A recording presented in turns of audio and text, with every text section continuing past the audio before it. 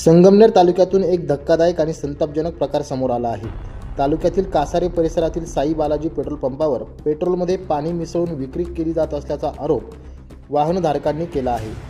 या संदर्भातील व्हिडिओ काही समाज माध्यमांवर मोठ्या प्रमाणात व्हायरल होत असून या व्हिडिओमध्ये पेट्रोलमध्ये पाणी असल्याचा दावा स्थानिक नागरिक करताना दिसत आहेत। नागरिकांच्या म्हणण्यानुसार या पेट्रोल पंपावरून पेट्रोल भरल्यानंतर अनेक वाहनं अचानक बंद पडली। काही गाड्यांमध्ये तांत्रिक बिघाड झाला। यामुळे संतप्त झालेल्या नागरिकांनी रस्त्यावरच आपली वाहने आडवी उभी करत निषेध केला। यामुळे काही काळ वाहतुकीवर मोठा परिणाम झाला आणि रस्त्यावर वाहनांच्या लांबच लांब रांगा लागल्या। या घटनेमुळे परिसरात मोठा संताप व्यक्त होत असून सदर पेट्रोल पंपावर कारवाई करण्याची मागणी नागरिकांकडून जोर धरू लागली आहे। दरम्यान या गंभीर प्रकरणाची प्रशासन आणि संबंधित विभागाकडून चौकशी होणार का, दोषींवर कारवाई होणार का, याकडे आता सर्वांचेच लक्ष लागले आहे। नवतेज महाराष्ट्रासाठी प्रतिनिधी अमोल वाघमोडे, संगमनेर।